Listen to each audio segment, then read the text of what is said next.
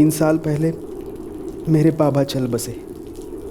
उनके अचानक चले जाने से हमारी ज़िंदगी जैसे बिखर सी गई। किसी अपने को खो देने के दुख के साथ चिंता ये भी होती है कि उस इंसान के साथ उसके किए वादे, उसका कर्ज सब।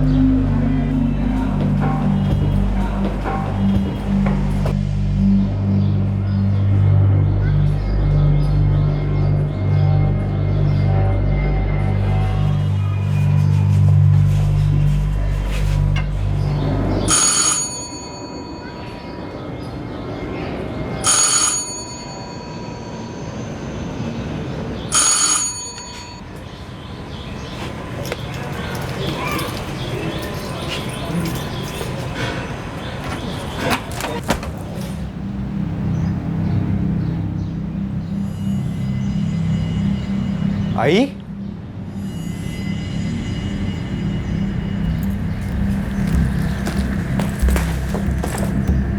आई,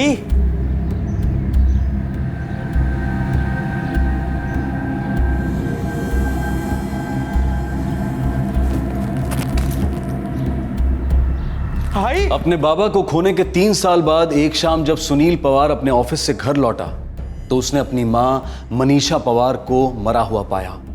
किसी ने बड़ी बेदर्दी से उनकी हत्या कर दी थी। सुनील रोजाना दिन में एक बार ऑफिस से अपनी मां से फोन पर बात जरूर करता था।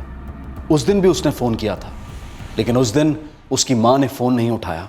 1:30 बजे हमारे ऑफिस में लंच ब्रेक होता है। मैं हमेशा आई को लंच के पहले फ़ोन करता हूँ, आज भी किया था, लेकिन उसने उठाया नहीं। मैंने सोचा सो रही होगी। दोबारा फोन करने की कोशिश नहीं की? मैंने सोचा थोड़ी देर बाद फ़ोन करूँगा, फिर काम में बिज़ी हो गया और बाद में भूल गया।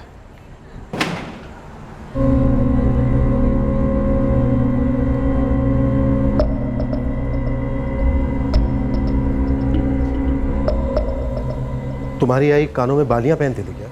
जी सर, लेकिन मैं जब यहाँ पे आया तब नहीं थी। सर, ये राइट हैंड का हैंडगलव मिला है, शायद कातिल का है। अंगूठे के पास से फटा और खून के निशान भी है। शायद वार करते वक्त कातिल को भी चोट लगी होगी।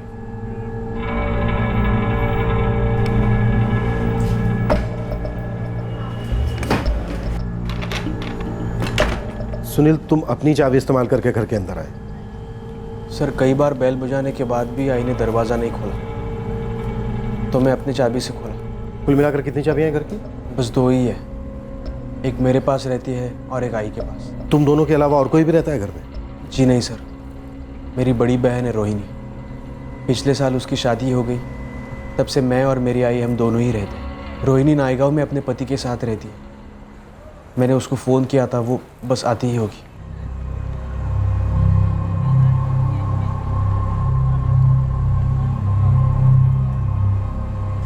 सुनील,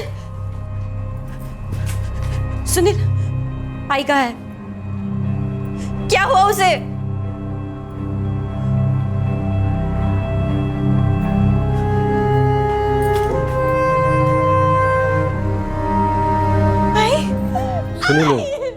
यही है तुम्हारी बहन रोहिणी?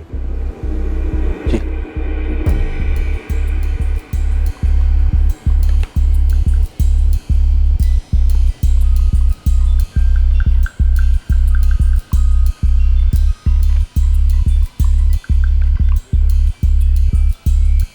सर, दरवाजे पर कोई फोर्स एंट्री का निशान नहीं मिला।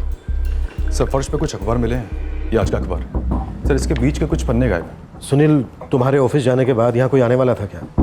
कोई रिश्तेदार, पहचान वाला, दोस्त? तुम्हारी आई ने तुमसे कुछ ऐसा बताया था? नहीं सर।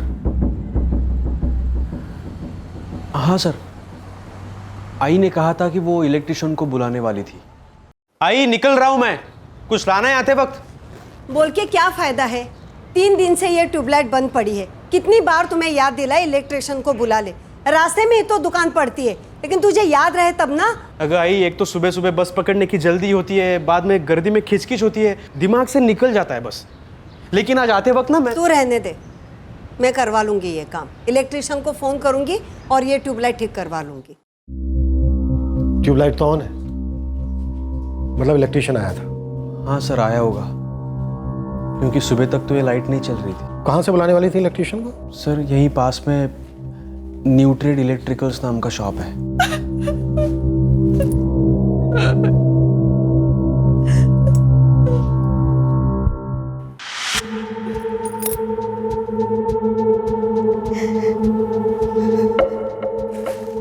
सर, ये थैली। सर, पता नहीं इस पर पहले ध्यान ही नहीं गया।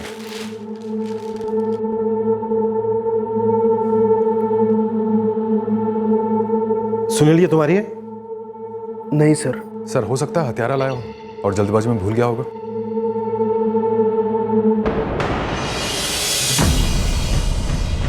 ये भूल उसे अब बहुत महंगी पड़ी।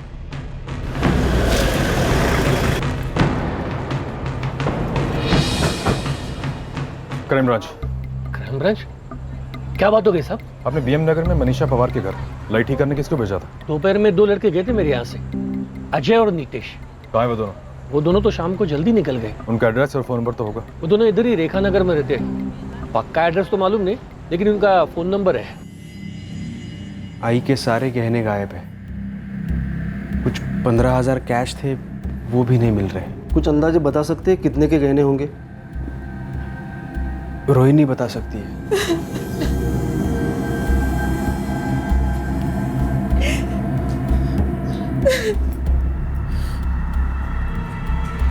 सर, ये सागर शायद किसी दर्जी का नाम लगता है जिसने शर्ट सी होगी। सिर्फ नाम है सागर, एड्रेस नहीं है। इसका एड्रेस पता करो। सर, ऐसे तो बहुत होंगे। दर्जी के दुकान के अलावा घर घर में भी काम करने वाले होते हैं या? और सागर की दुकान होगी शायद, या शायद ये भी घर से काम करता हो। ये दर्जी उस आदमी को जरूर जानता हो और यही हमें हथियारे तक पहुंचाएगा। इस सागर टेरर का एड्रेस मुझे जल्द से जल्द चाहिए। बीएम नगर और उसके आसपास के इलाके से शुरू करो। क्लियर? सर कानों की बालियाँ जो लाश से निकाली गई थी और अलमारी के जेवर, ये सब मिला के करीब 2.25 लाख के गहने चोरी हुए और 15,000 कैश। आपने कहा कि आपकी 3 शर्ट और 1 टी-शर्ट गायब होगी, पर अजीब बात है, ये हत्यारा शर्ट क्यों लेके जाएगा? आपने ठीक से चेक किया था? मुझे याद है, मैंने अपने हाथों से अलमारी में रखे थे। इकड़े सही करा।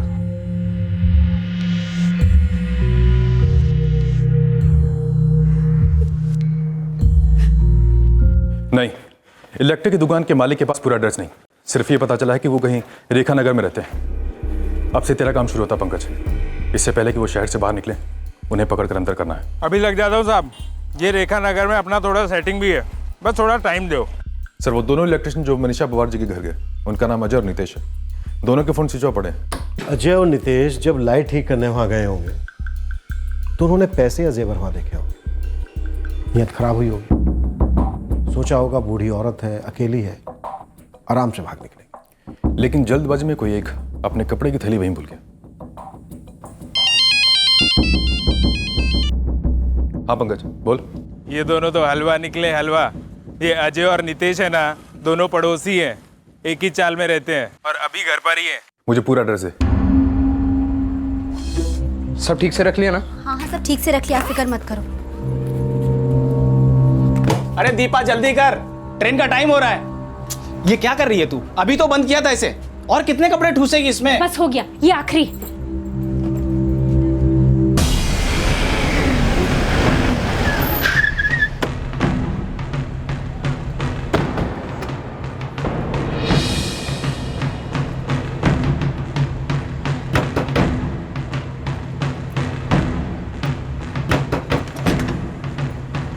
अजय, जी कहिए। नितेश जी तो भागने की तैयारी हो रही थी। क्या कह रहे हैं साहब, भाग के कहाँ जाएंगे? आज दोपहर को कहाँ गया था? हम उस घर में गए थे, वहाँ पर लाइट भी ठीक किया मैंने और अजय ने। और एक खून भी। किसका खून? क्या कह रहे हैं साहब? अब बहुत देर हो चुकी है।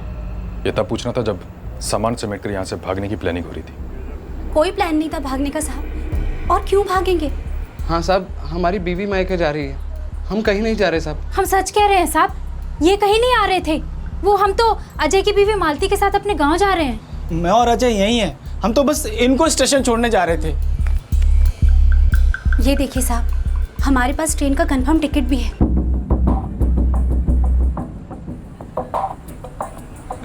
खाली दीपा का ही टिकट है साहब।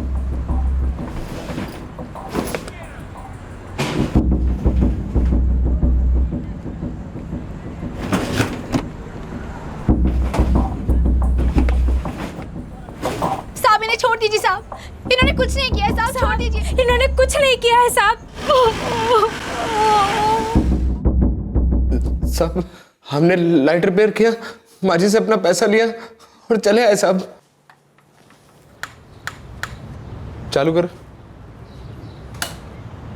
लो माँ जी, चालू हो गया। मैंने बोला था ना कि स्टार्टर डालना पड़ेगा। अब तो ठीक चलेगी ना? माजी नया स्टार्टर डाला है इसमें, वो भी ओरिजिनल, 6 महीने की गारंटी भी है इसकी। ये लो। नमस्ते माजी, आजा। निकलते वक्त कुछ भूले तो नहीं थे वहां? नहीं साहब, हम कुछ नहीं भूले। कैसे मारा मनीषा पवार को और जेवर कहां छुपाए? देखो जो भी सच है वो कर दो, क्योंकि अगर मैंने रिपेयरिंग की ना तुम दोनों की, तो तुम्हारी बॉडी में जितने भी वायर्स हैं ना, सब शॉर्ट सर्किट हो जाएंगे। साहब हम सच कह रहे हैं, हमने किसी को नहीं मारा, कोई गलत काम नहीं किया साहब हमने। साहब आपने हमारा घर उलट पुलट करके देख लिया, उस घर के सिवा हमारे पास कुछ नहीं है साहब। अश्विन सर, कपड़े मैले हो गए इनके, जरा नई शर्ट तो लेकर आओ इनके लिए।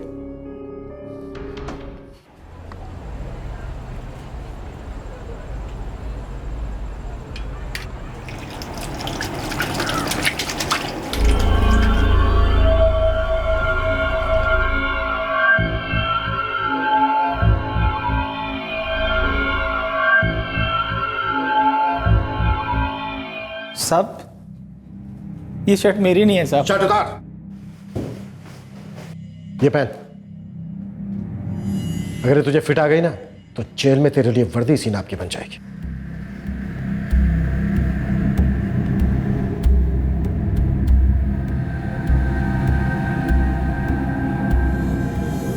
तू पहन,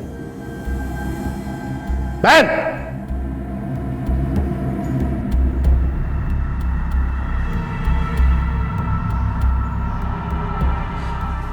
सर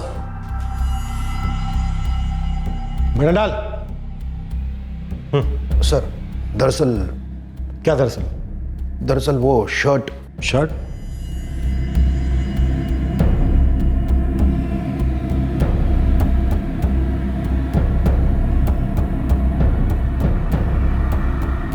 क्या शर्ट? सर दरअसल ये शर्ट कांस्टेबल मोरे की है। क्या? हाँ सर, अभी उसी का फोन आया था, उसने ही बताया। अरे कामले यार, एक थैली था मेरा, वो बीएम नगर में चेकिंग करने गए थे ना, वहाँ सोफे पर रखा था, लेना भूल गया। उसमें शर्ट था यार मेरा। उस पर सागर टेलर का टैग लगा था क्या? हाँ हाँ वही, मेरे यहाँ का दर्जी है वो। सर मोरे अपनी ड्यूटी खत्म करके घर जा रहा था, तभी ये बीएम नगर का केस आ गया, तो टीम के साथ वो भी वहाँ आ गया और अपनी थैली भी लेके आया था, और बाद में वो थैली वहीं भूल गया।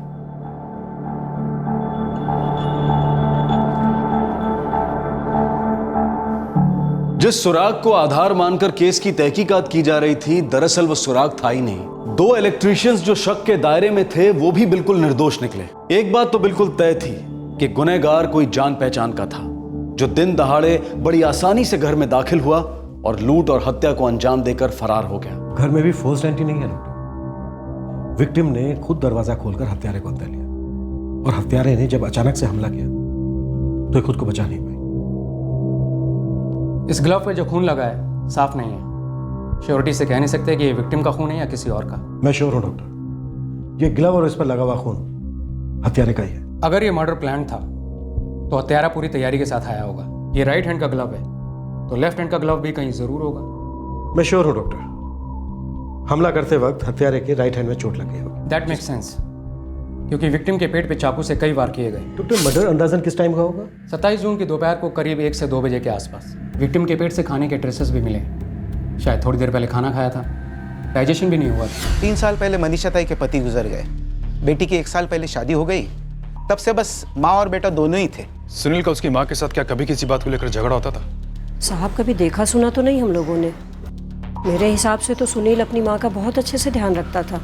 बहन की शादी भी उसने बहुत धूमधाम से की थी। मनीषा जी के गुजर जाने के बाद इस घर का मालिक कौन होगा? दोनों भाई बहन या सिर्फ सुनील? मेरे ख्याल से तो सिर्फ सुनील ही होगा। सुनील बहुत अच्छा लड़का है, मनीषा ताई के मुंह से हमेशा उसकी तारीफ ही सुनी थी। ये मनीषा जी के पति अनिल क्या काम करते? मकान दलाली का काम था उनका। भले लोग हैं सब, किसी को किसी के साथ लड़ते झगड़ते नहीं देखा। उनका कोई और रिश्तेदार है यहाँ? बाबा के मौत के बाद सब रिश्तेदार दूर के ही रह गए सर, जिन्हें सिर्फ त्योहार या फिर शादी में मिलना होता है। कोई जान पहचान वाला जो घर में आता जाता हो, रोज ना सही कभी कभार आता जाता हो? ऐसा तो कोई याद नहीं आ रहा है मुझे। सुनील दिन दहाड़े बिना जबरदस्ती के कोई तुम्हारे घर में दाखिल होता है, जाहिर सी बात है तुम्हारी आई उसे जानती थी, तभी तो घर में अंदर आने दिया। तुम्ही ने बताया कि करीब 2 लाख रुपए की चोरी हुई तुम्हारे घर से। कोई तो था जो तुमसे तुम्हारी आई से काफी नाराज था। याद करो सुनील, कभी कुछ हुआ था ऐसा? कौन हो सकता है? जी मेरा नाम विक्रम गायकवाड़ है और मैं एक प्राइवेट कंपनी में काम करता हूँ। रोहिणी, तुम्हारी आई के गुजर जाने के बाद तुम्हारी आई का घर तुम्हारे भाई सुनील का होगा, ये जानती हो तुम? जी, तो क्या हुआ? ये तो तुम हमें बताओगी, आखिर तुम्हारा भी हक बनता है उस घर पर। पूरा तो तुम्हें लग रहा हो। जी बिल्कुल नहीं, मैं अपने पति के साथ अपने घर में बहुत खुश हूँ। अगर वो घर सुनील को मिलता है तो मुझे इस बात से कोई एतराज नहीं है। तुम्हें ना सही, पर किसी को तो तकलीफ थी, तुम्हारे भाई सुनील से, तुम्हारी आई से, या शायद तुम्हारे पिता से। मुझे ऐसा बिल्कुल नहीं लगता। किसी को आई बाबा से क्या तकलीफ हो सकती है? वो दोनों तो बहुत ही सीधे इंसान थे। लेकिन ये केस इतना सीधा नहीं है रोहिणी, अभी हमारी छानबीन चल रही है। अगर तुम्हें कुछ याद आता है तो सबसे पहले हमें बताना।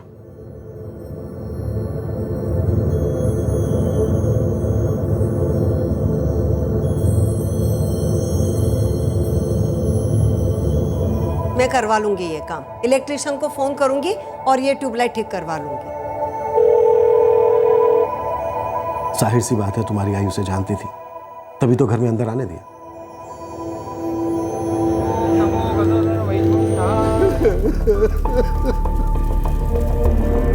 सर फूट फूट के रो रहा था। ऐसा लग रहा था सुनील और रोहिणी से ज्यादा उसे दुख हुआ मनीषा जी के मरने पर। और उसका रोना सुनकर मेरा ध्यान गया तो मैंने देखा कि उसके दाहिने हाथ के अंगूठे पर एक पट्टी बंधी थी। कौन था वो? सर मैंने पता किया, वो सुनील के पिताजी का चचेरा भाई है, नरेश पवार।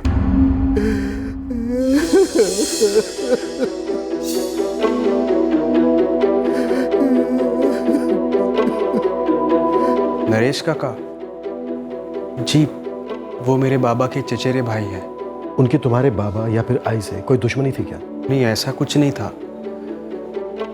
पर जब मेरे बाबा जिंदा थे तो वो उन्हें मिलने आते रहते थे, और बाबा की मौत के बाद वो शायद ही कभी हमसे मिलने आए होंगे।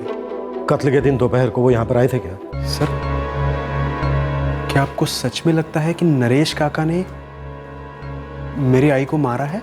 ठीक है, उनके पास कोई वजह ऐसा करने की?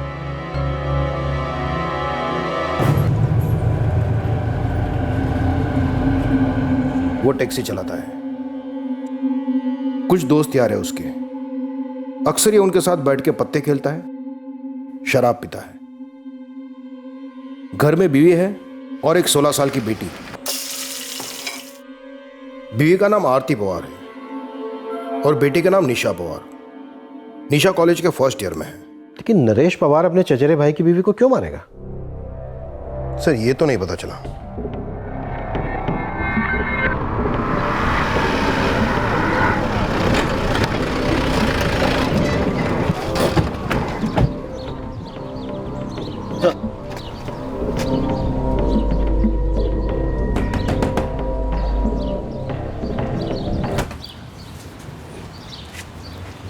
जी बेटा, आई और बाबा है घर पे?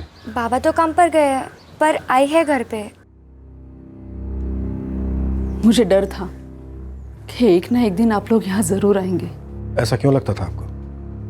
क्या जानती हैं आप? देवा, देवा मला माफ कर, मुझसे बहुत बड़ी गलती हो गई।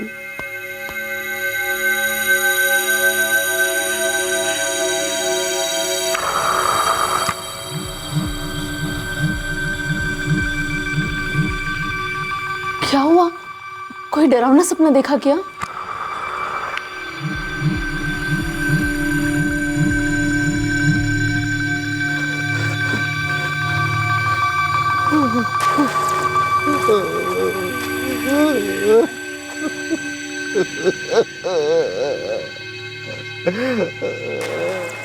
मुझे नहीं पता क्या किया है इन्होंने, लेकिन कोई बात तो है जो उन्हें अंदर ही अंदर खाई जा रही है। ये हाल कब से है उनका?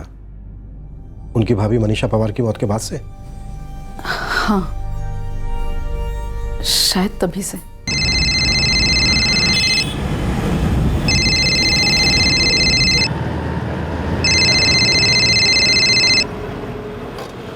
हाँ आरती बोलो। सुनिए, आप जल्दी से घर आ जाइए। क्यों, क्या बात है? वो निशा की तबीयत अचानक बिगड़ गई है। निशा? क्या हुआ निशा को? पता नहीं, पर उसे बहुत तेज बुखार है। आप जल्दी घर आ जाइए। ठीक है, मैं अभी आता हूँ। आ रहे वो।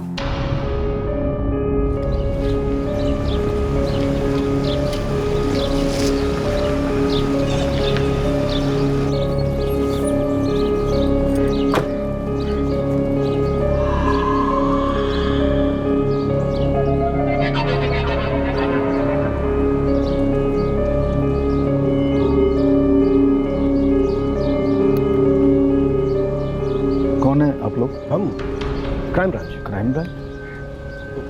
क्या बात है साहब? ये क्या हुआ भाव? चोट लगी है क्या?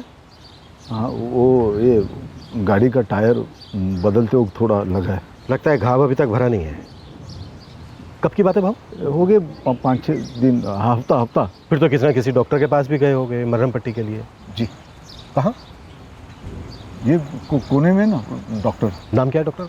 परतुरे, डॉक्टर गणेश परतुरे। अश्विन सर, नरेश भाव की जरा गाड़ी तो चेक करो।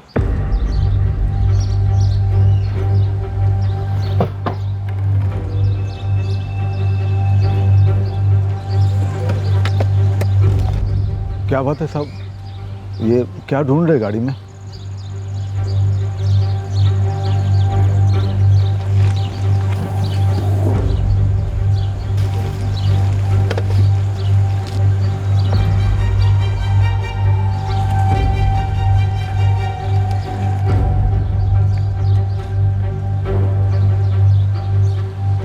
नरेश भाव, जेबर और सुनील की शर्ट्स हमें आपके घर से पहले ही मिल चुकी हैं, जो आप उसके घर से उठाकर लाए थे अपनी मनीषा भाभी का कत्ल करने के बाद।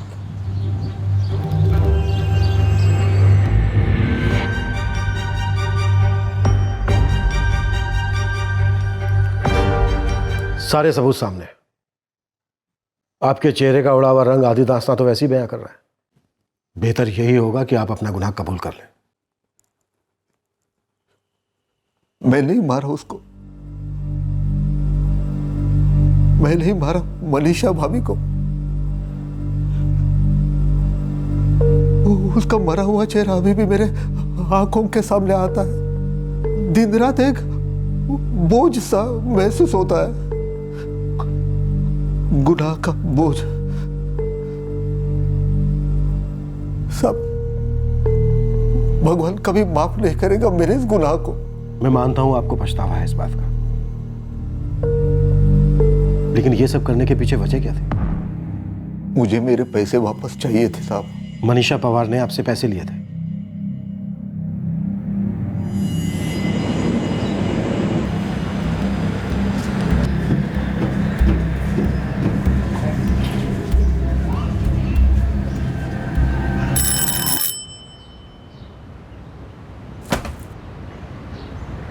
अरे भाऊ, कसं आहे तुम्ही? या ना आत या.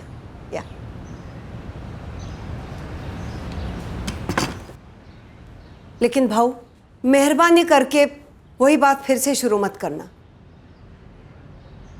तो खत्म कर दो ना उस बात को। क्या खत्म करूं? आप समझते क्यों नहीं? बार बार उसी बात को लेकर आप झगड़ने क्यों आ जाते हैं यहाँ? तो और क्या करूं मैं? फिर तुम समझते क्यों नहीं हो? नुकसान मेरा हुआ है ना। मैंने आपसे कितनी बार कहा, आपके भाव ने मुझसे इस बारे में कोई बात नहीं की थी, और आज जब वो नहीं है आप मेरे पीछे पड़े पैसे लौटाने के लिए। ये बात ठीक है क्या भाऊ? मैं कहाँ से लौटाऊंगी पैसे? रोहिणी की शादी में खर्चा करने के लिए तुम्हारे पास पैसे थे, और मेरा कर्जा चुकाने के लिए पैसे नहीं तुम्हारे पास। भाऊ बस, मैंने आपसे कर्जा नहीं लिया था, और मेहरबानी करके इस बात को यही खत्म कर दीजिए।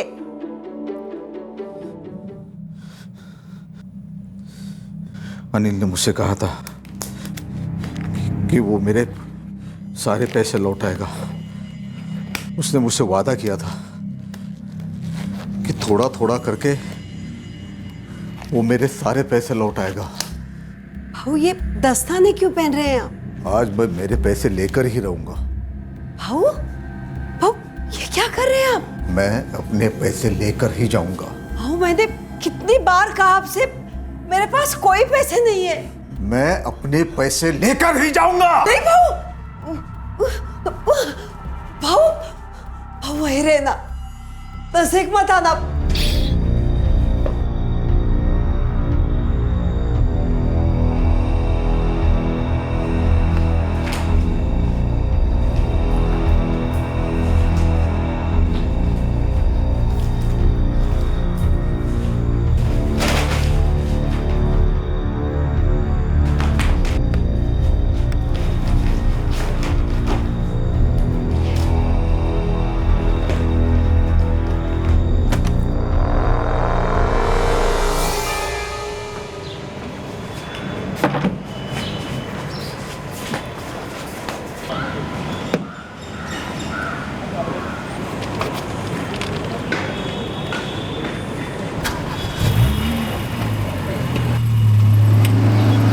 वापस लौटते वक्त मैंने मेरी शर्ट और चाकू कचरे के डब्बे में फेंक दिया।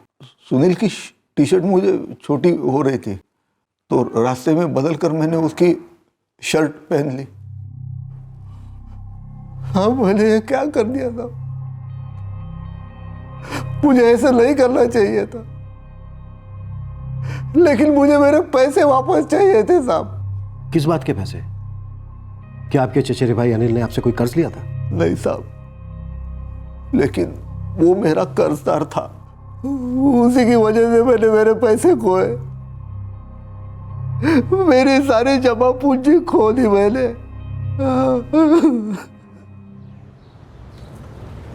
क्या सच में भाव इतना ऊपर जाएगा? हाँ, वो ब्रोकर राघव है ना, वो गारंटी दे रहा है।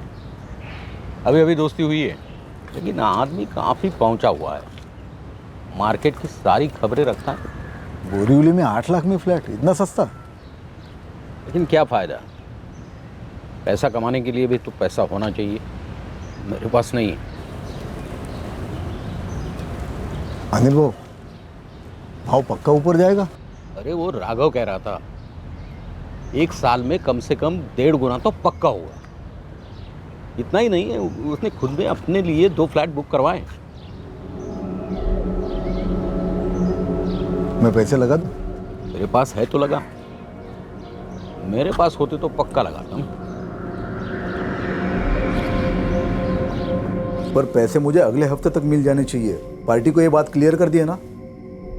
हाँ ठीक है, तो सौदा तय कर लो। पैसे मुझे सोमवार तक मिलने चाहिए, ठीक है? ये क्या कर रहे हैं आप? हमारे पास बस एक ही तो जमीन है जिसे हमें हर महीने एक भाड़ा मिलता है, और फल देने वाले पेड़ को कोई काटता है क्या? आरती, तू समझती नहीं है, ये काम मैंने बहुत सोच समझ के किया है।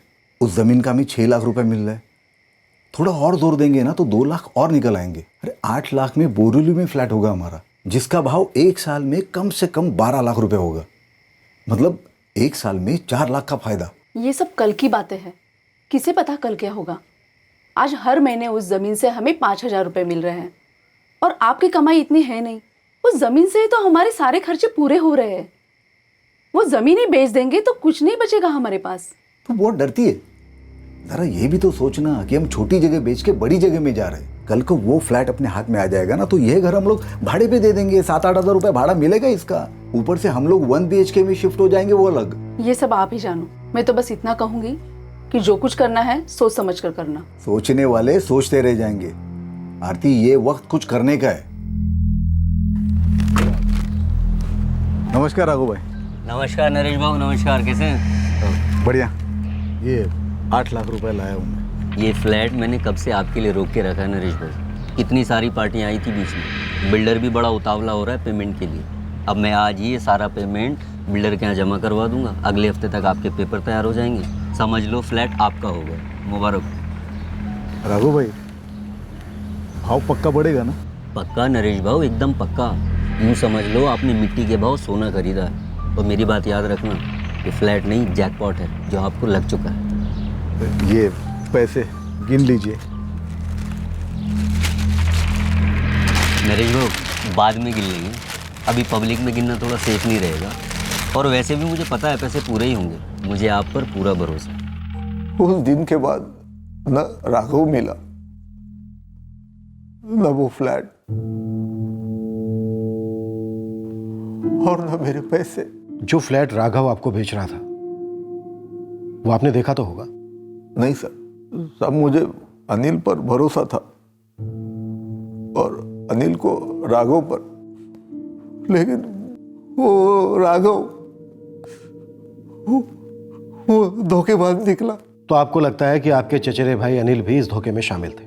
नहीं सर, अनिल मुझे कभी धोखा नहीं दे सकता था। लेकिन ये जो भी हुआ ना, उसका जिम्मेदार अनिल था। उसी ने फ्लैट की बात की थी, उसी ने मुझे राघव से मिलवाया था।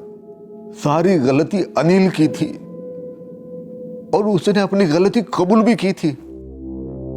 अनिल, मैंने मेरी पुश्तैनी जमीन बेच दी, आरती के गहने बेच दिए। कंगाल हो गया हूं मैं, पूरी तरह कंगाल। कुछ नहीं बचा मेरे पास। नरेश, मैं समझता हूँ ये राघव इतना बड़ा धोखेबाज निकलेगा पता नहीं था। अरे तुम्हें तो पता होना चाहिए था। तुम्हारे लाइन का ही है ना वो। मैंने तुम पे भरोसा करके उसको पैसे दिए थे, तुम पे भरोसा करके। जानता हूँ नरेश, सिर्फ तुम्हें नहीं, बहुत सारे लोगों को चुना लगाया उसने। काफी लोगों के पैसे डुबाए। उसने मेरे पैसे नहीं डुबाए, मुझे पूरी तरह डुबा दिया है। इसमें मेरी क्या गलती थी बताना? यही ना कि मैंने तेरी बात मान ली, तुझ पे भरोसा किया। मानता हूँ नरेश, गलती हो गई मुझसे। गलती मान लेने से बात खत्म नहीं होगी। मुझे मेरे पैसे ला कर दे। वो राघव को ढूंढ, तू कुछ भी कर, पुलिस के पास जा, लेकिन मुझे मेरे पैसे ला कर दे। देख अनिल, मुझे मेरे पैसे नहीं मिले ना तो मैं कुछ ना कुछ कर बैठूंगा, बोल देता हूँ। हाँ, ऐसा मत बोल नरेश। मैं हूं ना, मैं तेरे पैसे लौटा दूंगा। तुझे मेरे पैसे लौटा नहीं होंगे और तू ही लौटाएगा मुझे। मैं बोल रहा हूं ना, मैं लौटा दूंगा तेरे पैसे, लेकिन अभी मेरे पास पैसे है नहीं। मैं थोड़ा थोड़ा करके लौटा दूंगा, ठीक है? देख, फिर एक बार भरोसा कर रहा हूं मैं तुझ पर। इस बार धोखा मत देना।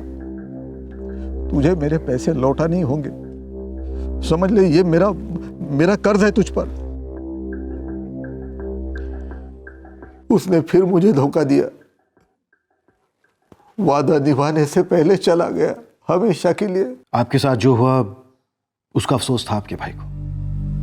वो अपने आप को कसूरवार मान रहे थे, इसलिए आपको पैसे देने के लिए राजी हो गए। अभी आपकी बदकिस्मती थी कि वो जल्दी चल बसे, लेकिन उन्होंने कोई धोखा नहीं दिया आपको। सब वो तो मरकर मुसीबतों से छूट गया, लेकिन मुझे जीते जी मार गया। मुझे मेरा घर बेचना पड़ा, बेटी और बीवी के साथ छोटे घर में रहना पड़ा। मेरी हालत और भी बदतर हो गई साहब। बेटी की पढ़ाई, उसकी शादी, सारे सपने तहस नहस हो गए साहब, अनिल की वजह से। अब आप अपने आप को दिलासा देने के लिए चाहे अपने भाई को कितना भी कोसो, पर सच ये है कि दोष सिर्फ आपके भाई अनिल का ही नहीं है। आपकी आंखों पर भी लालच की पट्टी बंधी थी। मैं मानता हूं जिस एजेंट से आपके भाई ने आपको मिलवाया वो फ्रॉड निकला, पर एक बात बताइए, क्या उन्होंने आपको फोर्स किया था फ्लैट खरीदने के लिए? दबाव डाला था आप पर? या उन्होंने आपसे मना किया था कि एजेंट को पैसे देने से पहले फ्लैट को मत देखो? क्या उन्होंने आपसे ये कहा था कि जमीन बेचकर फ्लैट खरीदो? लेकिन साहब उसने अपनी गलती मान ली थी, वो पैसे लौटाने के लिए तैयार था। लेकिन उनके गुजर जाने के बाद बात वहीं खत्म हो गई। उन्होंने आपसे कोई कर्ज नहीं लिया था कि उनके जाने के बाद उनकी बीवी या उनका बेटा चुकाता। आपने खुद कहा कि आपकी मनीषा भाभी को इस सौदे के बारे में कुछ नहीं मालूम था, तो उनकी कोई जिम्मेदारी नहीं बनती थी आपको पैसे देने की। और आपने कैसे सोच लिया कि उनको मार कर, उनके घर को लूट कर आपकी प्रॉब्लम सोल्व हो जाएगी? मुझसे बहुत बड़ी गलती हो गई साहब। मैं ऐसे नहीं करना चाहता था। पता नहीं मेरे से ये सब कैसे हुआ। मैंने कितनी बार कहा था इनसे, जो चला गया वो हमारा था ही नहीं। माना कि ये इतना आसान नहीं था, लेकिन हमारे पास जो कुछ बचा था उतने में गुजारा हो जाता था। अपनी भूल को भूल पाना इतना आसान नहीं होता है आरती जी, और अपनी भूल के लिए दूसरों को कसूरवार ठहराना बहुत आसान होता है। और वही क्या उन्होंने। लेकिन ऐसे किसी को मारकर क्या मिला उन्हें? ऐसा कैसे सोच लिया उन्होंने? और अगर इस तरह पैसे मिल भी जाते तो वो हमारे किस काम आते?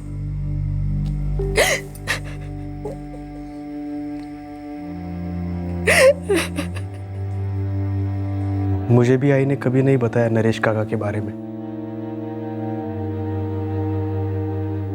अगर बाबा ने गलती की भी थी तो। नहीं सुनील, बाबा की कोई गलती नहीं थी। नरेश काका ने खुद अपनी मर्जी से वो पैसे इन्वेस्ट किए थे। ये तो बाबा का बड़प्पन था जो वो उन पैसों को वापस करने के लिए मान गए, वरना ये बाबा की कोई जिम्मेदारी थोड़ी ना थी। लेकिन आई ने क्या बिगाड़ा था उनका? उसे किस बात की सजा मिली? काश नरेश काका ने मुझसे कहा होता।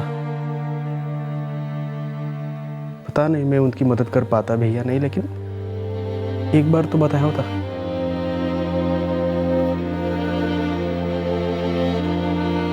इस तरह आई को मार के क्या मिला उनको?